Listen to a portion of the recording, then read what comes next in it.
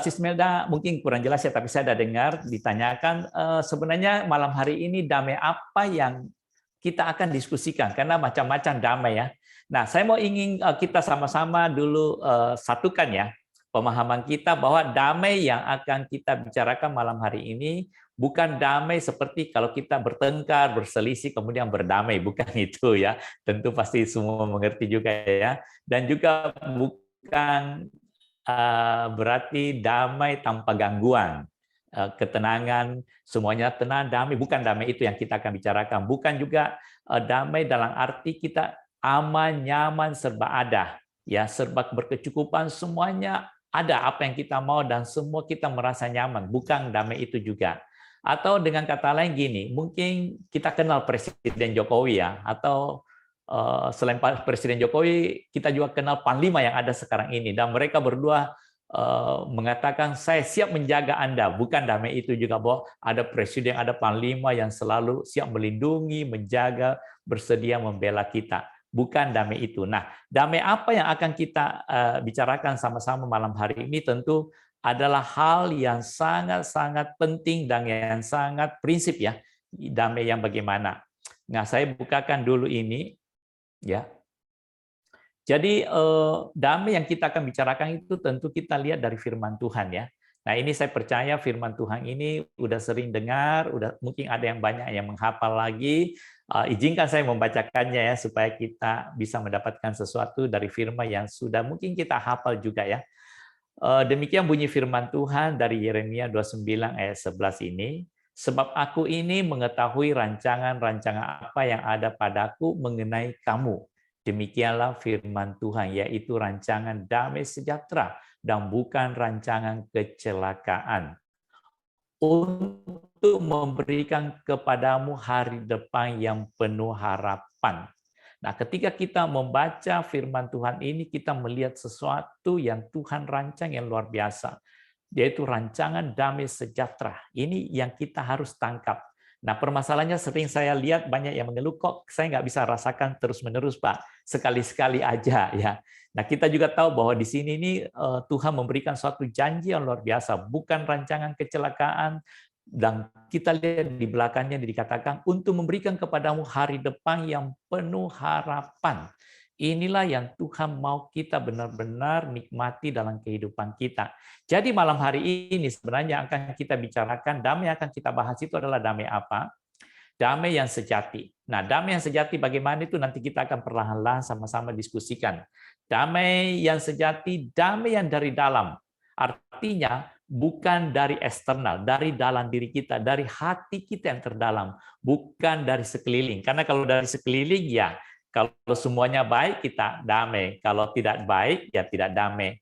Nah, malam hari ini yang akan kita bicarakan adalah damai sejati, damai yang dari dalam, damai yang bersinar ke sekeliling kita. Ini penting sekali. Kenapa? Karena kita ini adalah pembawa damai. Kalau kita bisa merasakan damai itu. Nah, tentu kita punya kerinduan adalah ketika kita bisa memancarkan sinar damai itu. Nah, tentu yang menikmati kembali lagi seperti yang kita rindukan di Meaningful Life, bahwa lewat pancaran damai itu tentu orang-orang dekat kita yang akan menikmatinya.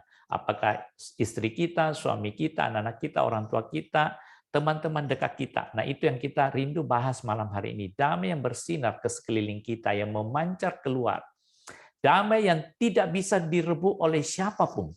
Nah, ini penting untuk kita tahu, karena kadang-kala ini banyak terjadi damai, kalau yang dari luar itu pasti bisa direbut. Yaitu masalah-masalah. Coba seperti saat ini, kita ada di Ukraina ya, pasti tidak ada damai, karena di sana perang. Nah, bagaimana dalam suasana itu damai tetap ada? Ini tidak mudah, tentu pasti Anda banyak pertanyaan di sana ya. Nah, kemudian damai yang kita dapatkan dari Tuhan ini inti daripada semua yang akan kita bicarakan malam hari ini, yaitu damai yang kita dapatkan dari Tuhan, ya.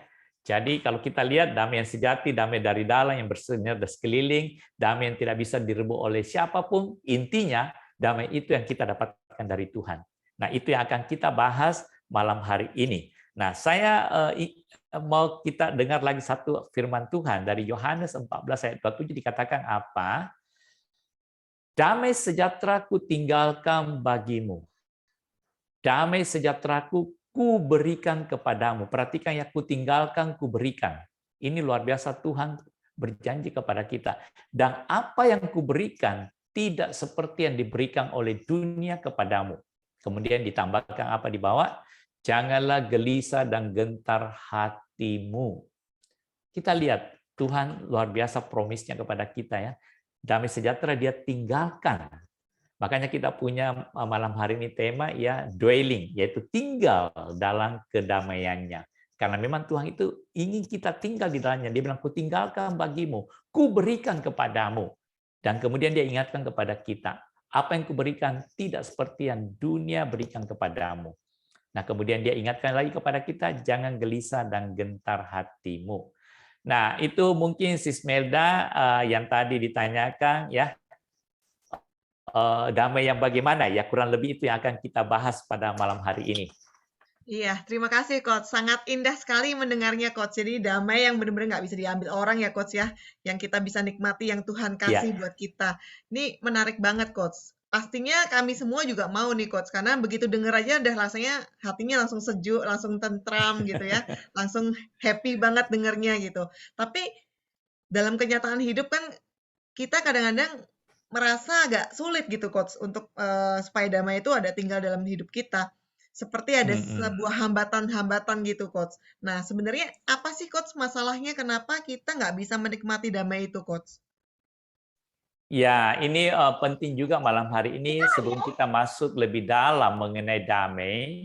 Ya, tadi kita udah tahu kira-kira apa yang akan kita diskusikan damai yang bagaimana. Nah, kita lihat dulu yang seperti tadi Sis Meda lihat. Sebenarnya penghamba utamanya itu apa sih? Ya, karena kalau kita tidak tahu penghambatnya, kadangkala kita tidak tahu jalan keluarnya gimana. Jadi kita harus mengerti, memahami sebenarnya penghamba utama itu apa sih yang sampai kadangkala kita sering tidak bisa merasakan damai itu. Baik, saya bukakan di PowerPoint ya. Jadi penghambat itu apa sih? Ya, penghambat yang sering menghalangi kita. Ya. Nah, kita lihat penghambat yang pertama itu adalah apa?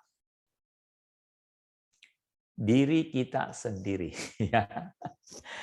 Ketika saya buka ini pasti mulai memikirkan, ya, diri kita sendiri. Nah, apa yang dimasukkan penghambat diri kita sendiri? Ya, karena kita kadang-kala tanpa sadari, ya, itu tantangan-tantangan yang paling besar itu sebenarnya datang dari kita. Nah, kenapa saya katakan dari diri kita sendiri? Karena ini ada hubungannya dengan apa? Karena ketidaktahuan itu. Ya, jadi next-nya itu ketidaktahuan, kita tidak memahami, ya, kita tidak betul-betul mengerti, ya.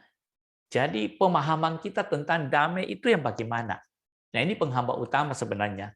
Nah, makanya malam hari ini kita akan sama-sama bicarakan damai. Karena kalau damai dari luar punya, itu ya kalau semuanya aman-aman saja kita bisa rasakan. Kalau begitu berubah, kita juga ikut merasakan perubahan-perubahan itu. Nah, ini karena diri kita sendiri dan ketidakmampuan kita memahami dan tidak bisa mendalaminya dengan baik. Ya, apalagi karena kita tidak pernah dibimbing untuk masuk ke dalam damai yang apa yang seperti difirmankan Tuhan. Kita tidak ada pernah ada yang mementoring kita. Kita cuma mendengar khotbah, kita cuma mendengar apa yang di-sharingkan, tidak ada yang betul-betul membimbing, menuntun kita. Nah, itu penghambat-penghambat utama yang sering kita tidak bisa betul-betul mendapatkan damai yang sejati itu. Itu masalahnya. Kemudian apalagi yang menjadi penghambat, yaitu paradigma kita. Ya, paradigma kita ini yaitu pola pikir, cara kita merasakan, cara kita mengolah segala sesuatu, cara kita menerima informasi-informasi, kemudian kita menerjemahkannya di dalam diri kita. Paradigma kita. Nah, kadangkala sejak kecil kita udah diajarin paradigma-paradigma oleh lingkungan setempat kita, keliling kita, orang tua kita.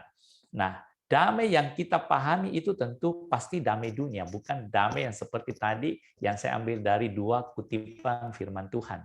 Pasti damai cara dunia, secara manusiawi, secara kedagingan. Nah, itu penghambat-penghambat yang membuat kita tidak betul-betul bisa menikmatinya dengan baik. Apalagi pengaruh dunia. Ini yang paling besar, ya. Pengaruh dunia kita tahu media-media saat ini yang mengelilingi kita, ya. Media sosial, ya kita pasti dicengkram oleh itu.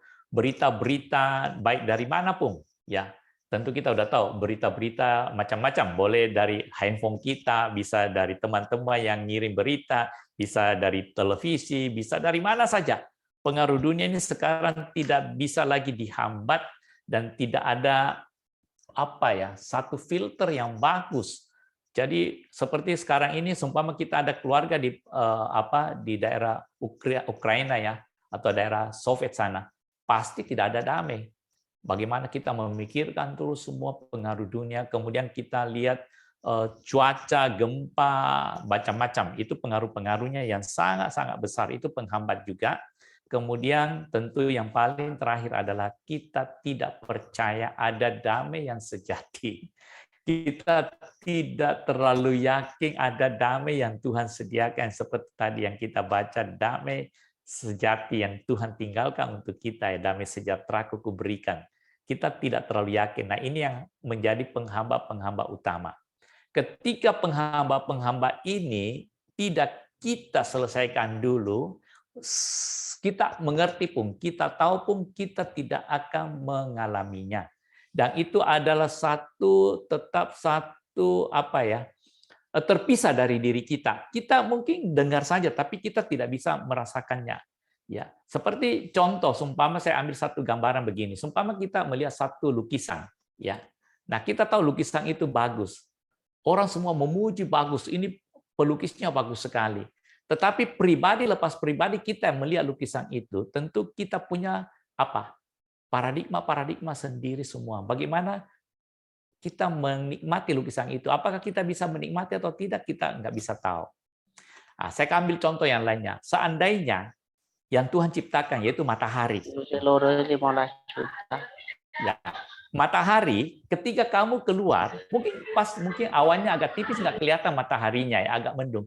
Tetapi kamu bisa rasakan bahwa sinarnya itu ada matahari. Kamu bisa rasakan sedikit panasnya, itu matahari. Kamu bisa rasakan. Nah, itu beda.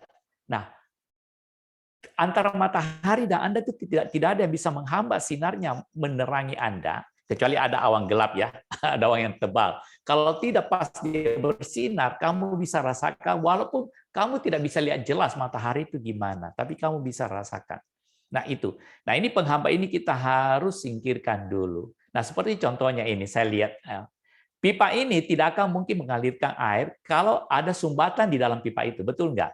Keran air ini tidak akan mungkin mengalirkan air kalau kerannya saya tidak buka. Artinya gini, kalau pipa ini tersumbat, tidak akan air ini keluar. Jadi walaupun saya tahu ada air di hulu sana, tapi saya tidak bisa terima karena ada sumbatan di dalamnya. Saya tahu keran ini ada air yang bisa mengalir, tapi kalau saya tidak buka, ya tetap tertutup, saya tidak bisa menikmati air itu. Demikian juga damai ini. Ini secara simpelnya aja. Jadi penghambat ini kita harus betul-betul ya singkirkan semuanya. Nanti kita akan bicarakan bagaimana supaya ini. Yang penting kita tahu dulu bahwa ada hambatan dalam diri kita. Mengapa kadang-kala kita pikir, kok Tuhan bilang ada damai sejahtera, tapi kok aku nggak bisa rasakan? Kadang-kala aja ada, kadang-kala apa. Mungkin saya bisa katakan bahwa kadang-kala yang Anda rasakan itu bukan damai dari Tuhan. Damai karena Anda merasa aman-aman aja. Karena tiba-tiba ada yang memproteksi Anda, tiba-tiba Anda dapatkan sesuatu yang luar biasa yang Anda rindukan. Kemudian Anda baru bangun rumah yang besar, wah aman, tenang. Tiba-tiba ada depositonya banyak, oh aman, tenang. Itu dunia punya semua. Mungkin belum betul-betul yang damai sejati. Nah, malam hari ini kita akan belajar bersama-sama mengenai damai sejati itu. Nah, kita lihat next-nya dari firman Tuhan, Yesaya 48 dikatakan apa? Sekiranya engkau memperhatikan perintah-perintahku. Perhatikan di sini ya. Sekiranya engkau memperhatikan perintah-perintahku, maka damai sejahteramu akan seperti sungai yang tidak pernah kering. Perhatikan, damai sejahtera yang Tuhan berikan itu tidak pernah kering. Ya, dan kebahagiaanmu akan terus berlimpah seperti gelombang laut yang tidak pernah berhenti. Ini diingatkan kepada kita. Tuhan bilang, sekiranya engkau memperhatikan perintah-perintahku, maka damai sejahteramu yang ada dalam dirimu itu seperti sungai yang tidak pernah kering, artinya tidak pernah berhenti. Ya, nah ini janji Tuhan yang luar biasa. Dan kebahagiaanmu akan terus berlimpah seperti apa? Gelombang laut yang terus datang tidak pernah berhenti. Nah ini janji yang luar biasa sekali yang harus kita tangkap malam hari ini. Saya rindu ketika kita mendengar, membaca firman ini menjadi satu rema bahwa memang itu janji Tuhan yang luar biasa. Ini udah yang ketiga ya. Tadi 2 firman kita udah baca, ini yang ketiga. Ya. Nah ada satu tulisan yang saya juga mau sharekan malam hari ini yang juga memberkati saya. Dikatakan gini, if your heart has no peace, then the failure of your life is nothing. Perhatikan ya, if your heart has no peace, then the failure of your life is nothing. Jika hatimu tidak ada damai, maka nilai hidupmu bukanlah apa-apa. Jadi kita lihat pentingnya damai itu. Nah sebenarnya apa yang kita cari dalam dunia ini? Ya tentu kedamaian itu yang Tuhan berikan, kebahagiaan itu. Nah kalau kamu tidak bisa ada damai di hatimu, dia bilang hidupmu itu bukanlah apa-apa. Dan saya sangat setuju dengan pernyataan ini. Karena damai itu sangat penting. Ya, ketenangan itu sangat penting. Ya, itu mungkin Sis Melda yang bisa saya sharekan mengenai hambatan-hambatan supaya kita bisa mengerti bahwa ternyata itu hambatan itu ada dalam diri kita sebagian besar. Ya, jadi kita sulit menikmatinya. Ya, mungkin nanti ada pertanyaan silakan dicatat dulu, nanti bisa chatting ke Sis Melda maupun Brosio ya. Terima kasih, Coach. Jadi malam hari ini, Coach, kami udah berarti langsung checklist ya, Coach ya. Ini hambatan yang ada dalam diri kita nih apa aja ya. Jadi kita bisa mulai pertanyakan pada diri kita sendiri apa yang menjadi penghambat dalam hidup kita sehingga kita nggak bisa menikmati damai itu. Tadi yang Coach bilang terakhir, kalau misalnya nggak ada damai, nilai hidupmu bukanlah apa-apa, ya nggak ada artinya gitu, Coach ya. Iya. Tapi kalau sebelum kita masuk lebih dalam lagi nih, Coach, apa sih, Coach, kerugian kita yang terbesar kalau kita nggak ada damai itu, Coach? Kerugian terbesar ya, ya apa? Ya ini penting juga ya. Selain hambatan kita mengerti, nah kerugiannya sebenarnya kalau kita tidak mendapatkan damai itu, karena itu nilai ya hidup kita itu sangat erat nilainya dengan damai itu. Nah kita akan coba masuk sebenarnya apa sih ya yang kerugian-kerugian yang akan kita alami kalau kita tidak benar-benar menikmati damai itu. Sayang sekali, nah, kalau kita bisa mengerti kerugian-kerugiannya, maka kita akan sungguh-sungguh ya mencari damai yang sejati itu. Nah, kita coba lihat ya. Nah, sebenarnya kerugiannya apa sih? Ya, ini sangat penting untuk kita sama-sama sharekan malam hari ini.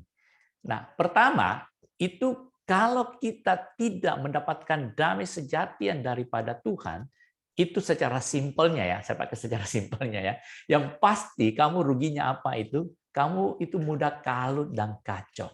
Hidupmu itu mudah kalut dan kacau. Itu yang sering saya amati yang terjadi, kita gampang kacau balau hidup kita. Nah ini perhatikan sekali, itulah yang membuat masalah dalam kehidupan kita. Kacau balau ya. Kemudian yang kedua, perilaku kita itu akan bermasalah. Perilaku kita itu menjadi agak odd ya, agak aneh kadang-kala. Baik, saya lebih share keluar ya sebentar. Ya, jadi perilaku kita itu juga akan terganggu. Ya, perilaku kita terganggu. Kenapa? Dan itu ada hubungannya dengan potensi-potensi prestasi-prestasi kita. Karena tidak ada damai, otomatis itu kelihatan dari perilaku-perilaku kita akan membuat prestasi kita akan sedikit mengalami hambatan gangguan. Potensi-potensi dalam diri kita juga akan mengalami diskon. Dan perilaku kita sebenarnya bisa jauh lebih baik, bisa lebih banyak memberkati orang seandainya ada damai.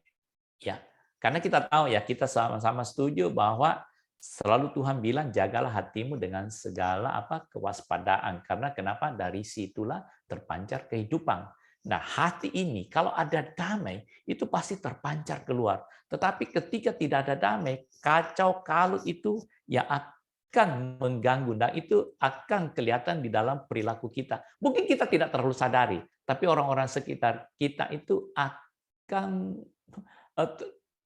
merasakan perilaku kita. Mungkin kita tidak terlalu aware ya. Nah, kemudian ketiga, itu adalah pencapaian-pencapaian kita akan mengalami gangguan-gangguan yang saya tadi katakan juga, potensi prestasi kita, pencapaian kita, semuanya itu akan terganggu karena tidak ada damai. Seandainya ada damai, maka ini saya dapat satu survei dari sisi kedokteran ini, tapi saya nggak tampilkan hari ini, cuma saya ambil aja hasilnya kurang lebih begini. Kalau seorang yang itu dia udah bisa merasakan kedamaian di hatinya, itu dia punya kemampuan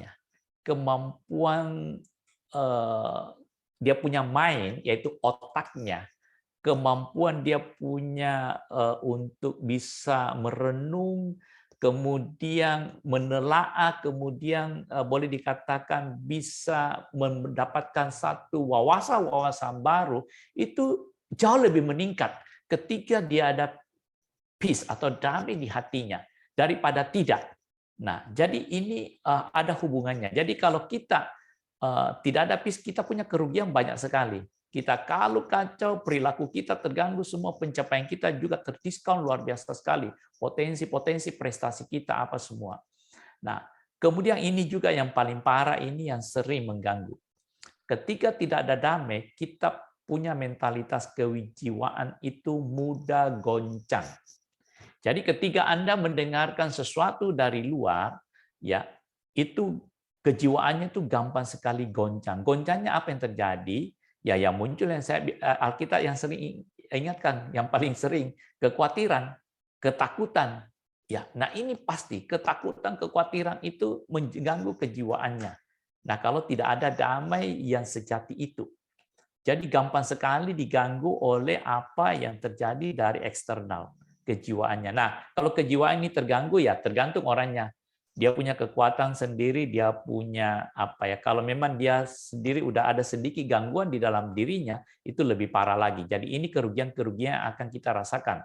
Kemudian tentu yang secara umum itu kesehatan.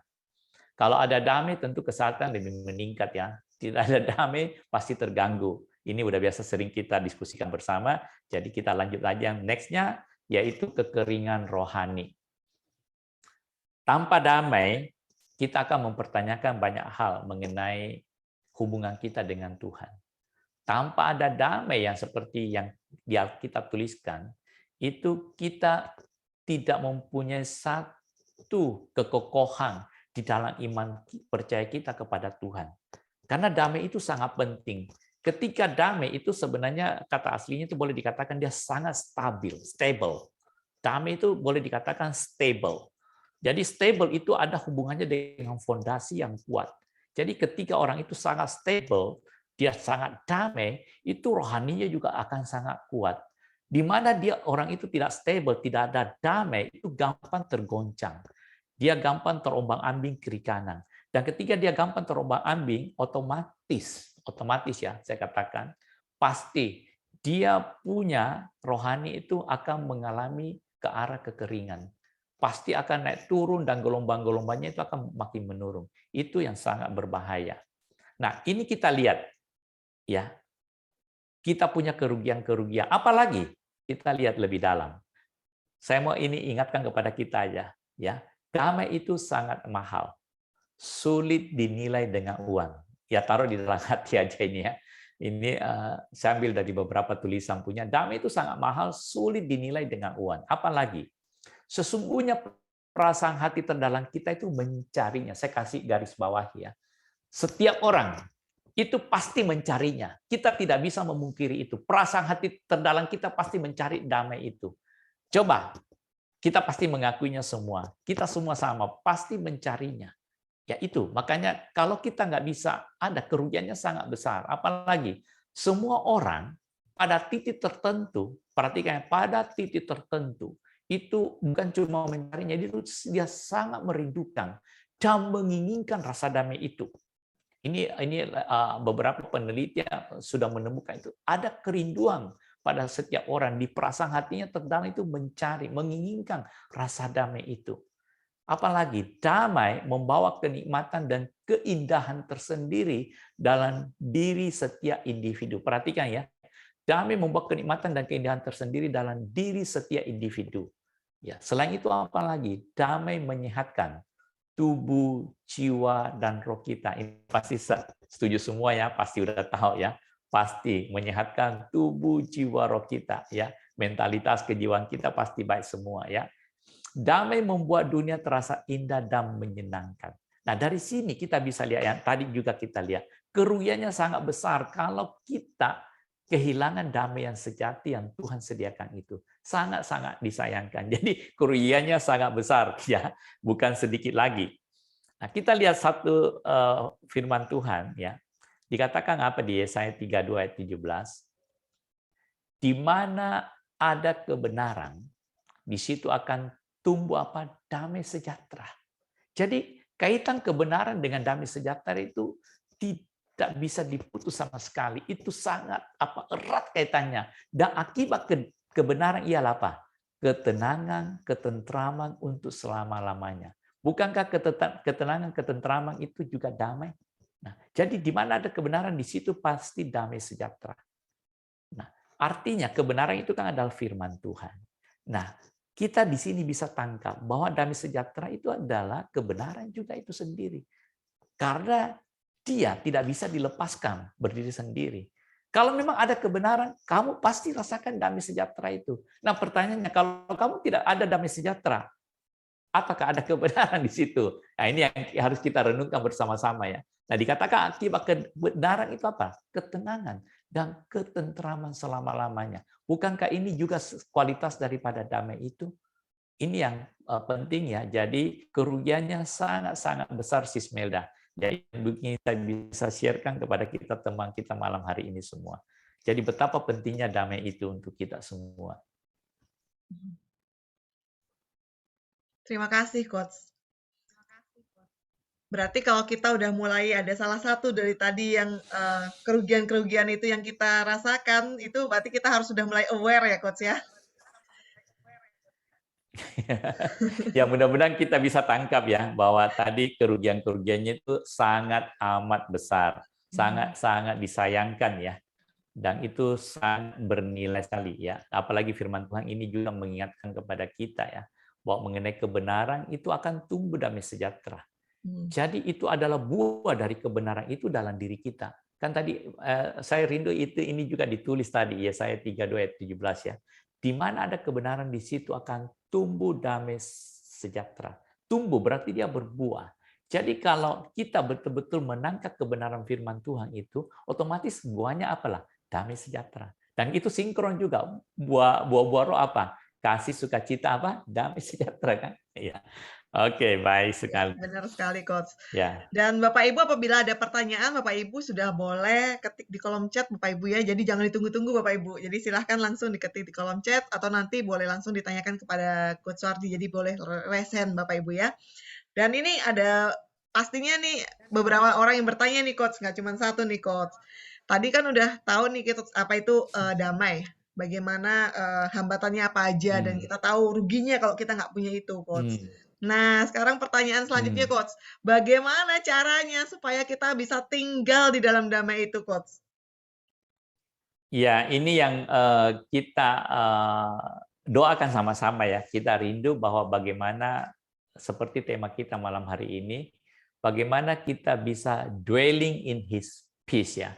Kita dwelling, saya pakai kata dwelling bukan stay ya. Dwelling itu kalau stay bisa nanti tinggal pergi lagi. Kalau dwelling itu berarti memang betul-betul tinggal di dalamnya, dwelling ya.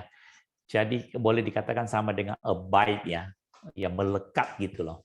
Jadi bagaimana kita supaya bisa tinggal dalam kedamaiannya? Ini yang penting yang kita sama-sama doakan malam hari ini, kita bisa nangkap rencana Tuhan. Karena ini tidak mudah, saya tahu. Perlu keterbukaan diri kita, perlu kita benar-benar membuka hati kita, melangkah ke dalamnya. Nah, saya sharekan anunya ya, PowerPoint-nya supaya kita bisa lebih lihat lebih dalam lagi. Jadi saya kasih begini. Jadi kita melangkah dulu. Ini jadi bagaimana supaya kita bisa tinggal di dalamnya, tentu kita harus melangkah dulu. Jadi ini yang pertama, kita melangkah dalam kedamaiannya. Ini yang pertama-tama ini saya ambil yang paling simpel juga ya, langkah-langkahnya. Ini sebenarnya langkah-langkahnya menuju ke dalam kedamaian itu. Nah, bagaimana kita melangkah? Yang pertama ini, ya. Jadi penting sekali untuk kita mengerti, memahaminya adalah terbuka. Saya percaya Anda semua mengerti kalau ketika saya bilang terbuka, ya.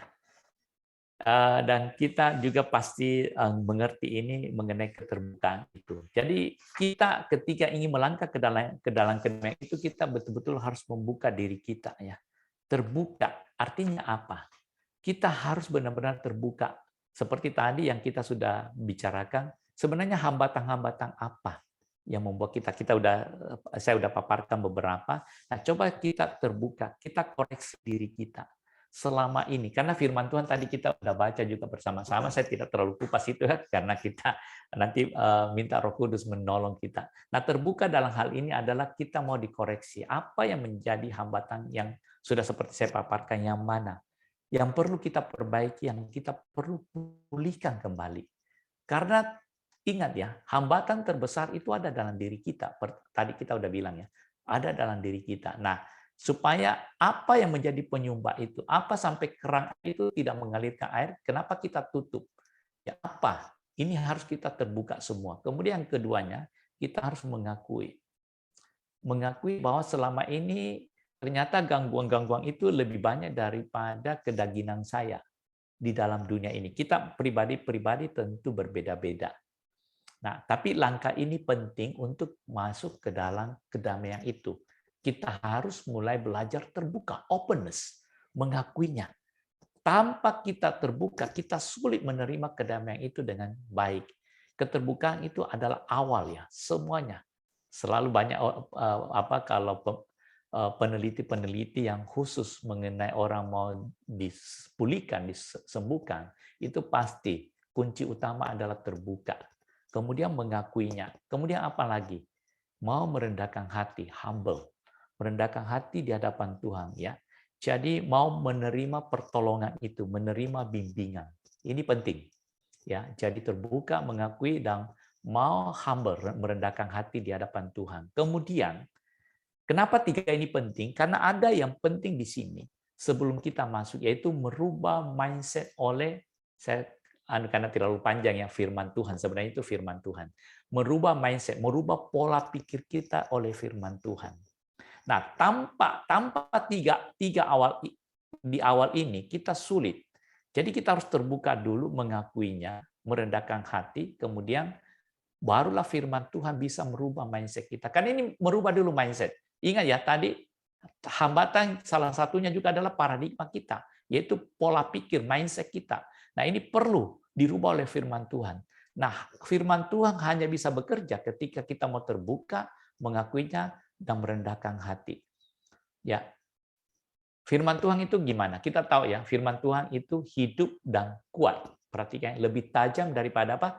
Pedang bermata dua manapun.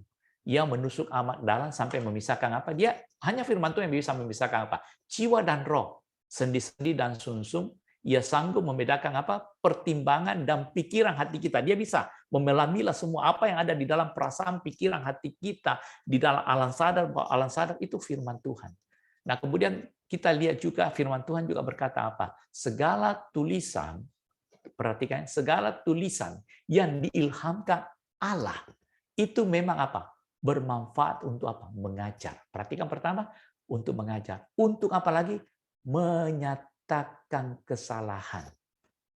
Nah, ini ada yang salah, dia nyatakan, ini kamu salah. Tapi kita harus terbuka dulu, mengakuinya, rendah hati. Kemudian apa lagi?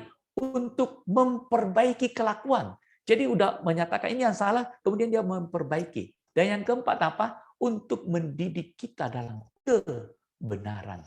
Nah, ini perlu juga ya. Karena hambatan terbesar ada dalam diri kita. Makanya kita perlu langkah-langkah ini. Apalagi kemudian kita memulai pola hidup yang baru. Nah, ini penting, pola hidup yang baru. Mulai kita punya kepekaan muncul. Di sini penting. Jadi ketika mindset kita udah dirubah oleh firman Tuhan, dan kita percaya pola hidup baru ini kita harus tangkap. Ini kepekaan. Nanti saya akan masuk ke dalam sana ya. Nah, kemudian apa lagi? Kita harus sungguh-sungguh percaya. Ya, apa yang difirmankan Tuhan. Dan kita harus percaya dengan pola hidup baru yang difirmankan Tuhan itu, kita akan masuk melangkah ke dalam kedamaian itu. Ini sangat penting ya. Nah, artinya apa? Berdamai dengan diri sendiri dulu. Ya. Jadi kedamaian itu hanya kita bisa merasakan ketika kita mulai berdamai dengan diri kita sendiri, yaitu lewat firman Tuhan yang menuntun kita. Ya, kita kadang-kala tidak damai dengan diri kita sendiri. Banyak keluh kesah, kita mungkin kesal dengan gaya kita sendiri, kita mungkin kesal masa lalu kita, kenapa bisa begini-begini, kenapa saya bisa hidup dengan si A, si B, kenapa saya ada di keluarga ini. Mungkin kita kesal, kita tidak berdamai. Nah, itu penghambat juga. Nah, ini langkah-langkah ini, 6 langkah ini adalah sebenarnya tujuan utamanya berdamai dengan dirimu sendiri. Tanpa itu Anda sulit sekali. Ya. Jadi bisa tangkap di sini. Jadi makanya saya pakai kata melangkah dalam kedamaian. Nah, sesudah kita berdamai dengan diri kita sendiri, kita lihat. Waldo Emerson dia mengatakan gini, nobody can bring you peace but yourself. Tidak ada yang bisa memberimu kedamaian selain dirimu sendiri. Makanya kita harus berdamai dulu. Nah, cara berdamai yaitu tuntunan firman Tuhan. Ya, penting sekali ya. Nobody can bring you peace but yourself. Ya, jadi harus selesaikan dulu dalam diri kita semua. Nah, saya ambil satu firman Tuhan, bilangan. Tuhan kita biasa dengar ketika doa berkat ya. Tuhan menghadapkan wajahnya kepadamu dan apa? Memberi engkau damai sejahtera. Banyak sekali firman. Bayangkan doa berkat itu. Ya, selalu hamba Tuhan mengatakan, Tuhan menghadapkan wajahnya kepadamu dan memberi engkau damai sejahtera. Ini Tuhan selalu ingatkan. Dia ingin memberi kepada kita, tetapi hambatan ada dalam diri kita. Nah, ini yang harus kita perhatikan baik-baik. Nah, ini langkah yang terakhir ya. Tinggal dalam kedamaiannya. Jadi sesudah kita berdamai dengan diri kita tadi, kita tinggal dalam kedamaiannya. Bagaimana supaya kita tinggal dalam kedamaiannya? Saya percaya Anda sudah sering mendengarkan, cuma saya mau ingatkan kembali malam hari ini, dan kita mengambil langkah tegas untuk tinggal dalam kedamaiannya. Pertama, hubungan dengan Tuhan. Jadi sesudah kita melakukan pendamaian dengan diri kita itu, kita harus membangun hubungan dengan Tuhan. Karena tanpa hubungan dengan Tuhan, Anda tidak akan mendapatkan kekuatan. Ingat, semua damai sejahtera yang tadi kita diskusikan, itu asalnya dari mana? Sumbernya dari mana? Bukan dari diri Anda, bukan dari dunia, tetapi dari Sang Pencipta, yaitu Tuhan sendiri. Nah, kita harus terhubung dengan Dia terus-menerus. Ya, apalagi? Yaitu keintiman dengan Tuhan. Karena keintiman dengan Tuhan itulah, dia bayangkan, dia menghadapkan wajahnya yang tadi kita lihat. Berarti dia ingin intim dengan kita, dia mau wajah dengan wajah. Keintiman dengan Tuhan, bukan cuma hubungan sekedar, ya ada kenal baik, membangun hubungan apa, tapi lebih dalam daripada itu. Ya, intimacy, ya relationship dan kemudian intimacy, keintiman dengan Tuhan. Ini supaya kita bisa tinggal dalam kedamaiannya. Next-nya apa lagi? Nah, barulah berlanjut pengenalan akan Tuhan. You can get the power. Jadi ketika engkau makin mengenal Tuhan, kamu akan tahu kekuatan kuasanya. Anugerahnya di dalam damai sejahtera itu rancangan-rancangannya. Ya, memberikan kamu masa depan yang penuh pengharapan. Itulah pengenalan akan Tuhan. Bersama dengan Tuhan. Jadi ini penting sekali. Kita punya langkah-langkah tinggal dalam kedamaiannya sesudah kita melakukan pendamaian dengan diri kita lewat firman Tuhan. Ya, apalagi next-nya? Kemudian kita akan dituntun dalam kepekaannya. Nah, kita akan mulai merasakan kepekaan itu tuntunannya. Kenapa ini penting?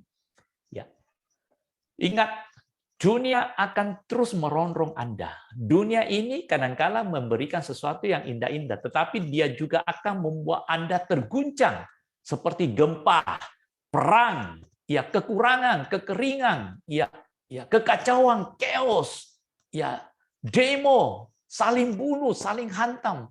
Nah, itu pasti ancaman itu datang. Belum lagi dalam di kedagingan Anda, kekhawatiran, ketakutan itu semua macam-macam, keinginanmu yang tidak tercapai atau apa, kemauanmu apa, itu banyak hantaman datang.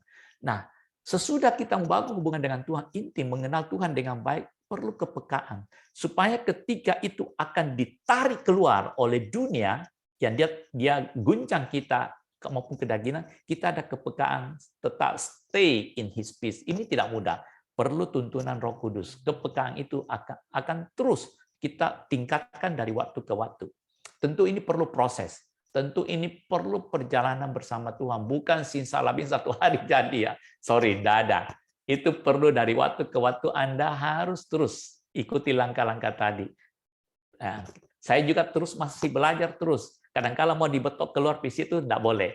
Saya harus minta pertolongan Tuhan dalam kasih karunia-Nya. Makanya yang next-nya ini adalah hidup dalam kasih karunia-Nya. Karena kasih karunia-Nya itu sangat ajaib. Kalau Anda bisa menikmati kasih karunia-Nya itu melampaui luar biasa yang tidak pernah Anda pikirkan. Nah, kita perlu kasih karunia-Nya. Bukan kekuatan kita, perhatikannya, bukan kekuatan kita untuk tetap tinggal di dalamnya, tapi hanya oleh kasih karunia. Tapi kita perlu peka, kita perlu membangun hubungan, kita perlu ini dengan Dia, kita perlu mengenal Dia, kita perlu peka dan hidup dalam kasih karunia-Nya. Nah, ini artinya apa? Berserah secara totalitas padanya, itu intinya. Totally. Ya. Tanpa totalitas, kita tidak bisa menikmatinya. Ya, saya tutup dengan firman Tuhan ini, yang hatinya teguh kau jagai dengan apa? Damai sejahtera. Sebab kepadamulah ia percaya. Ya. Saya minta semua baca dalam hati lagi ini ya. Minta rema dari Tuhan. Yang hatinya apa? Teguh, perhatikan. Yang hatinya teguh, apa lanjutnya? Kau jagai. Tetapi harus ada dulu. Yang hatinya teguh, kau jagai dengan damai sejahtera. Sebab kepadamulah ia percaya. Ini yang penting sekali untuk kita sama-sama renungkan malam hari ini ya. Jadi itu yang mungkin saya bisa sharekan kepada kita, dan saya tutup dengan ini satu gambaran. Kita lihat lampu ini, kita tahu semua ya. Ini hanya bisa menyala, lampu meja ini hanya bisa menyala kalau apa? Kapan menyala? Ketika apanya? Ketika ininya saya connect ke sumbernya. Ya, sama. Kita bisa mendapatkan damai itu ketika kita connect. No other else, no other way. Jadi the only way kita harus tetap membangun hubungan keintiman dengan Tuhan, tidak ada lain. Ya. Damai sejahtera Allah yang melampaui segala akal akan memelihara apa? Hati dan pikiranmu dalam Kristus Yesus. Itu ya. Saya sampai di sini, Tuhan memberkati kita semua. Terima kasih, Saya Coach. serahkan Sis Nelda. Ya. Ya, langkah-langkahnya cukup praktis, Coach. Jadi bisa diterapkan satu demi satu, Coach ya. Mulai dari berdamai dengan diri sendiri dan berserah totalitas kepada Tuhan. Dan ini udah ada pertanyaan, Coach. Ya, Coach, silakan. kalau seandainya situasi yang kita hadapi membuat kita khawatir atau takut, apakah kita harus memulai dengan memaksa perasaan damai itu seolah-olah apa yang akan kita hadapi itu dapat terselesaikan? Ini pertanyaannya masuk sebelum Coach jelaskan yang terakhir tadi, Coach. Jadi mungkin bisa dijawab sambil dipertegas kembali, Coach. Silakan, Coach. Baik sekali. Ya, jadi tentu tidak memaksakan keluar ya. Jadi karena kita tahu bahwa serangan-serangan itu pasti ada. Nah, sekarang kembali kepada diri kita sendiri. Kita nggak bisa memaksakan. Makanya kita perlu kasih karunia dari Tuhan ya. Perhatikan, ini kasih karunia kuncinya di sini. Kasih karunia dan kepekaan itu. Nah, sekarang ketika kita mendapatkan kasih karunia, kita punya pola pikir. Makanya tadi saya bilang ada hubungannya, berubah dulu pola pikir kita. Nah, kalau saya izinkan ini, apa yang terjadi yang saya dengar, yang mengkhawatirkan, menakutkan, saya biarkan dia saya katakan dia beroperasi di dalam pikiran perasaan saya, ya. Apakah ini berguna? Itu pertanyaan pertama. Kita minta tolong Roh Kudus. Apakah ini akan menghancurkan atau menolong saya? Pasti Roh Kudus tolong kita. Itu akan menghancurkan Anda. Untuk apa Anda pikirkan itu semua? Ya. Memang udah tiba, belum toh? Nah, kalaupun tiba, paling kan kamu mati aja. Halo? Kalau memang kamu mati waktu itu, ya berarti waktu udah selesai, pulang ke rumah Bapak aja. Simpelnya kan begitu. Ini saya kasih simpelnya ya. Kayak yang kita takutkan paling itu kan mati toh. Kalau Tuhan bilang, ya udah sekarang saatnya kamu pulang nak. Ya udah pulang ke rumah Bapak. Yang penting jangan sampai damai itu diambil alih. Ya saya kasih satu tokoh yang terkenal di Indonesia. Ya mungkin karena ada yang mungkin tidak cocok dengan dia nggak apa-apa. Tapi saya mau ambil satu yang kokoh dari dia, yaitu Ahok ya. Ya memang kita kelakuannya yang terakhir ya mungkin kita nggak bisa terima. Tapi ada satu, ketika dia divonis ya bahwa dia harus masuk penjara 2 tahun. Pada penuntut waktu itu tidak meminta sampai 2 tahun. Nah waktu itu dia didatangi oleh satu petinggi dari Katolik ya, biasanya Uskup Agung ya, Uskup Agung Jakarta.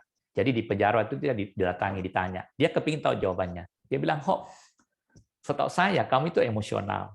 Nah, saya nonton ketika kamu divonis pada hari terakhir itu, ketika palu diketok, saya pikir kamu pasti ngamuk. Ya, ini tidak adil. Ya, ini sungguh tidak adil. Pasti kamu ngamuk. Tetapi saya lihat kok kamu menunduk. Kamu diam aja. Apa yang terjadi? Dia bilang, Ahok jawab, dia bilang, saya juga nggak ngerti.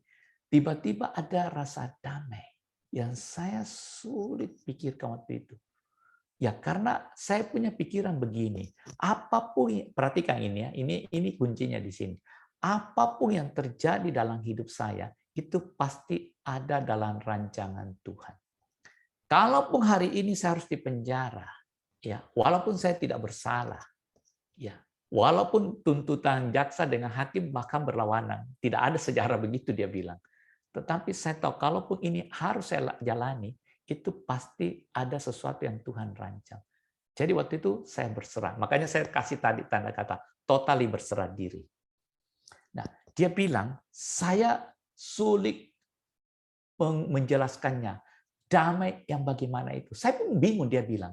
Saya tiba-tiba rasa ada damai sejahtera aja.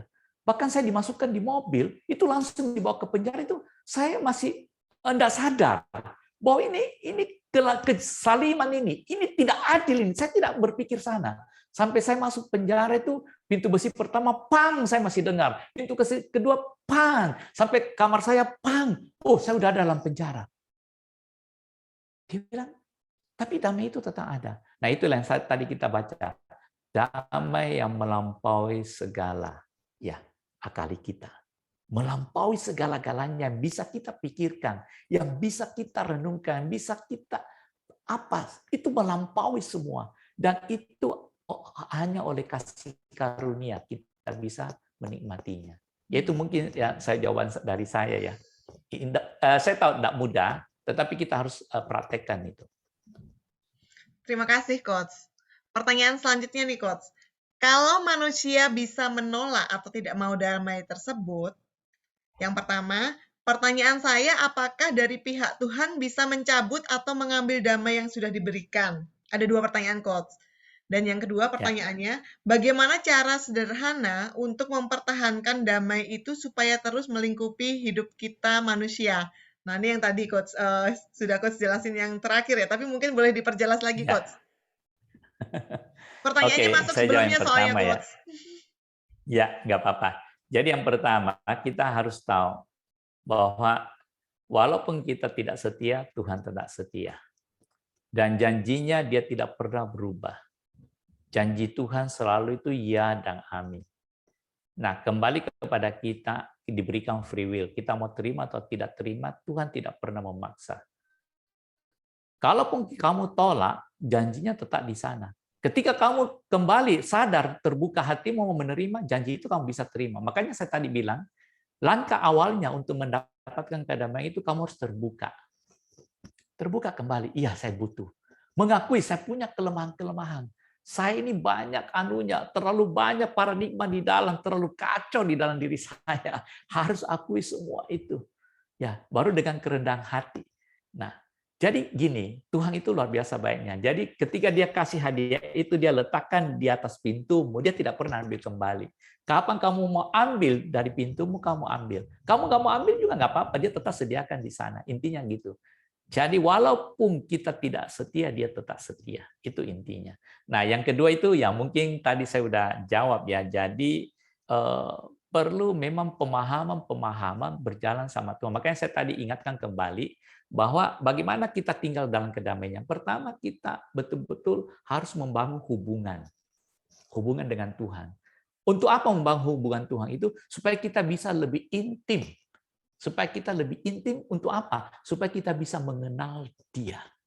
Mengenal kekuatan kuasanya. Mengenal kesetiaannya. Mengenal bahwa Dia tidak pernah berubah. Nah, itu yang akan memberikan kekuatan. Nah, itu yang akan membawa kita punya iman makin bertumbuh. Kita makin percaya. Ya, nah ketika kita makin percaya, gangguan yang seperti tadi yang saya kasih contoh itu Ahok, dia tidak pernah memikirkan lagi itu. Kalaupun dia harus dibagaimanain, itu berarti ada dalam anugerah Tuhan. Nah, saya kasih contoh Yusuf, kan di Alkitab udah ada. Sebenarnya kita bisa lihat contoh yang paling bagus ya. Yusuf diapain pun dia tetap jalani aja. Mau dibunuh saudaranya, dijual jadi budak, ya dikhianati di rumah Potifar, masukkan penjara, dia tetap jalani dalam damai Tuhan. Kenapa saya tahu dia dalam damai? Karena dia tidak pernah menggerutu kok, dan tetap berprestasi dimanapun. Jadi budak tetap budak number one prestasi sampai diangkat jadi pimpinan ya. Ya, udah dikhianati, udah digosipkan, ya dimasukkan penjara, dia tetap number one di penjara, dipercaya. Ya, tetap menolong orang banyak, damainya tetap luar biasa. Sampai saudara-saudaranya datang takut, Yusuf malah dendam, Yusuf malah menangis. Saudaraku, kenapa engkau melihat aku seperti itu?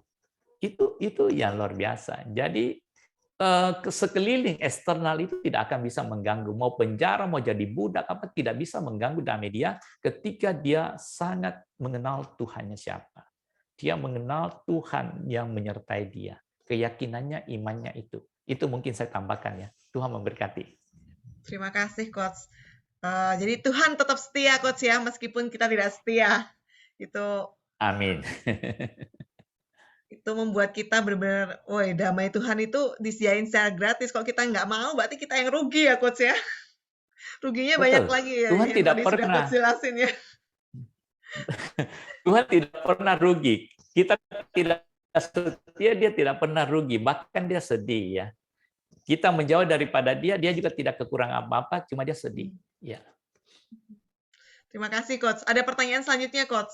Coach, damai identik dengan kenyamanan. Kalau kita mau berkembang, kan kita harus keluar dari zona nyaman dan siap menghadapi tantangan. Bagaimana menurut Coach?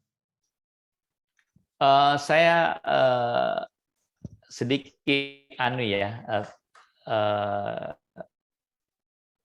ini apa yang tadi dikatakan identik, kata identik saya sedikit rubah ya.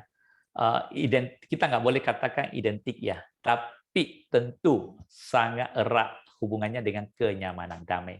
Damai tidak persis sama dengan kenyamanan, beda sekali. Ya, nyaman itu masih ada unsur-unsur tertentu yang merasa kita nyaman apa ya tentram. Tapi damai yang dari Tuhan itu lebih besar daripada sekedar kenyamanan ya. Nah, berbicara mengenai zona kenyamanan itu sebenarnya berbicara lebih banyak kepada kedagingan kita. Ya, bukan zona nyaman yang daripada Tuhan. Karena zona nyaman kedagingan itu hati-hati, berbahaya sekali, bisa meninamobokkan Anda. Perhatikan, bisa membuat Anda ninamobo itu merasa nyaman, akhirnya tertidur. Ya, nah, zona nyaman akan membuat juga potensi Anda tidak bisa secara maksimal ya dikembangkan prestasi karena udah zona nyaman, udah merasa udah enak, udah oke. Makanya kadang-kala orang bilang kamu harus keluar dari zona nyaman kalau kamu masih mau berkembang. Zona nyaman itu juga bisa merusak. Zona nyaman bisa mengkerdilkan kita. Zona nyaman membuat kita juga bisa sombong, congkak, angkuh. Itu hati-hati sekali. Ya, tidak selamanya demikian, tetapi itu bisa demikian, berbahaya sekali. Jadi sekali lagi saya tidak terlalu setuju memakai kata identik ya, tetapi tentu ada hubungannya. Ya, nyaman dengan damai. Ya, Tuhan memberkati. Terima kasih, Coach. Pertanyaan selanjutnya, Coach. Yang tadi sudah cukup jelas ya. Saya pikir yang bertanya pun mendapatkan apa yang Coach maksudkan. Pertanyaan selanjutnya, Coach, apakah damai di hati bisa menjadi salah satu tolak ukur untuk kita melakukan sesuatu? Karena dalam tanda kutip damai itu sama dengan Tuhan mengizinkan. Apakah benar demikian, Coach? Iya, banyak hamba-hamba Tuhan selalu memberikan satu tips ya. Ketika kita berdoa mau melakukan sesuatu, ketika sudah berdoa kita merasakan ada damai sejahtera. Artinya itu kita bisa melangkah di dalamnya. Itu tentu tidak salah, tapi kembali kepada kepekaan Anda dengan Tuhan. Jadi saya mau menggarisbawahi ini ya. Seberapa Anda sering membangun hubungan dengan Tuhan, intim dengan Tuhan, mengenal Dia dengan baik. Karena gini, karena bahayanya saya juga pernah counseling orang-orang tertentu, karena keinginan dagingnya, dia coba merasakan damai-damaian. Saya dalam tanda kutip, damaian-damaian di dalam hatinya. Karena dia ingin supaya itu terjadi dan seakan-akan memaksakan kehendaknya kepada Tuhan. Tuhan, saya udah rasakan damai loh ini ya. Nanti Tuhan buat sukses ya, berhasil ya. Kayaknya ini pasti rencana dari Tuhan ya. Karena dia kepingin sekali. Ya, ya. Jadi hati-hati sekali. Makanya saya tadi bilang tetap kepekaan itu dan itu apakah seiring dengan yang difirmankan Tuhan sesuai enggak? Ya, karena saya pernah ketemu satu orang yang saya ditanya, Pak gimana nih Pak? Karena ada cowok ngejar satu cewek, terus cowok ini ngotot bahwa itu Tuhan udah konfirmasi ke dia katanya, dia udah doa bahwa kamu jodohku. Ya, nah, sampai yang wanita ini tanya saya gimana itu. Saya bilang hati-hati jangan dulu. Itu kan konfirmasi dari dia. Kalau memang itu jodohmu dia konfirmasi juga sama kamu. Tapi dia bilang dia udah doa ada damai sejahtera dalam hatinya. Iya, damai sejahtera dari mana? Ya memang dia kan senang sama kamu ya. Begitu dia ketemu kamu dia pasti senang.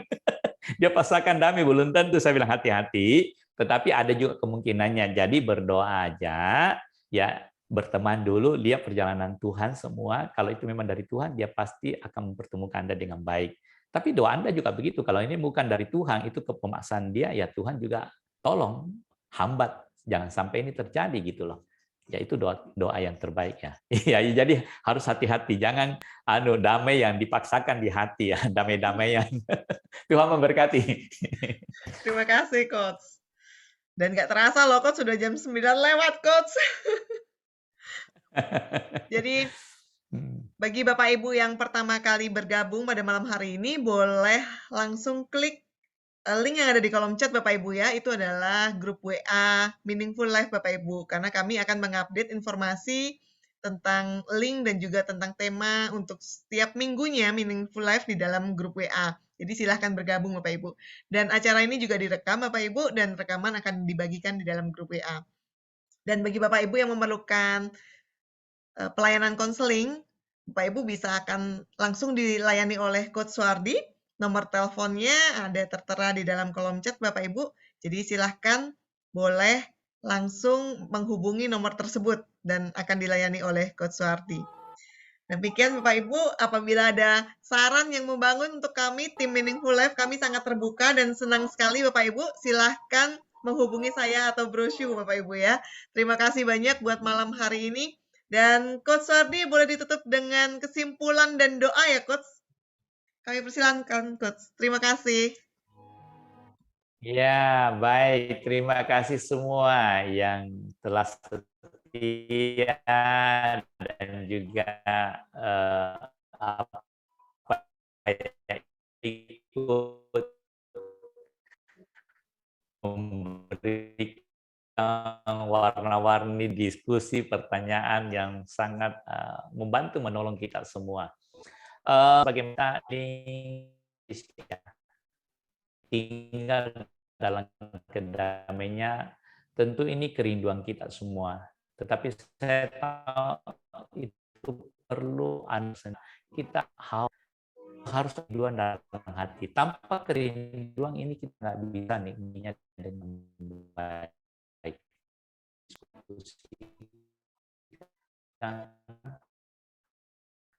Betapa pentingnya damai yang sekian dari karena itu akan menolong kita beranugerah. bisa merasakan damai. Karena itu memang dia berikan kok kepada kita. Dia bilang, saya tinggalkan buat damaianmu itu dan menikmatinya. Bukan cuma menikmatinya, supaya kami boleh diberkahi orang-orang di sekitar kami. Sehingga pancaran kedamaian itu terus memancar dari hidup kami. Berkati setiap kami yang telah mendengarkannya, dan Tuhan menolong setiap kami. Dan kami juga hamba-Mu juga percaya bahwa malam hari ini Engkau sendiri yang akan memberkati keberadaan kami, pribadi lepas pribadi, termasuk istirahat malam hari ini Tuhan. Termasuk ketika kami bangun pagi, kami boleh menikmati liburan ini dengan baik, dan kami mengucap syukur, menyerahkan seluruh teman-teman yang ada di Meaningful Life ke dalam tangan kasih-Mu, hanya dalam nama Tuhan Yesus Kristus. Kita yang percaya katakan, amin. Tuhan memberkati semua ya. Makasih Pak Suwardi. Sama-sama Pak Joy, Tuhan memberkati. Bu Terima kasih, Juliana, Coach. Tuhan Terima kasih Bapak memberkati. Ibu semua. Tuhan berkati Bu, ya sama-sama. Terima kasih Pak Suwardi. Sama-sama Bu Nita, Tuhan berkati. Yang Suwardi, Sesmelda, dan Ya. Bapak Ibu sekalian, saya akan tutup Meaningful Life kita pada malam hari ini dalam hitungan 5, 4, 3, 2, 1. Sampai jumpa minggu